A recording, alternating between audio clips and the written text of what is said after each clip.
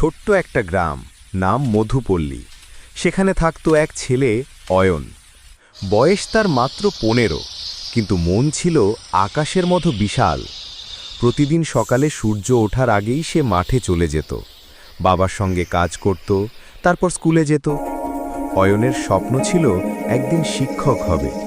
সে চাইতো গ্রামের সব শিশুরা যেন পড়াশোনা করতে পারে, যেন কেউ আর অন্ধকারে না থাকে।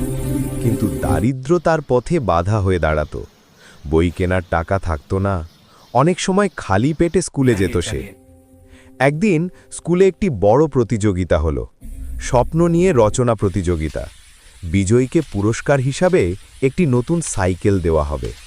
গ্রামের সব ছাত্রছাত্রীরা উত্তেজনায় ভরে উঠল। অয়নও অংশ নিল, কিন্তু তার হাতে ভালো কাগজও ছিল না। পুরনো খাতার পাতা ছিঁড়ে সে লিখল তার জীবনের সত্য গল্প, কিভাবে সে স্বপ্ন দেখে নিজের গ্রামের অন্ধকার দূর করার। রচনার দিনে সবাই হাসাহাসি করল, ওই গরিব ছেলেটা পারবে নাকি? কিন্তু বিচারকেরা যখন লেখা পড়লেন, তাদের চোখে জল এসে গেল।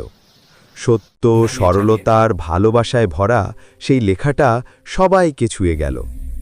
অয়ন প্রথম হল, পুরস্কার হিসাবে পেল সাইকেল। কিন্তু সে সেই সাইকেল বিক্রি করে বই কিনল গ্রামের অন্য বাচ্চাদের জন্য। বছর 10 পর মধুপল্লীতে এখন একটা বড় স্কুল আছে। গেটের সামনে লেখা, অয়ন বিদ্যালয়, আলোর পথে। অয়ন এখন সেই গ্রামের প্রিয় শিক্ষক। প্রতিদিন সূর্য ওঠে আর তার ক্লাসরুম ভরে যায় ছোট্ট ছোট্ট মুখের হাসিতে।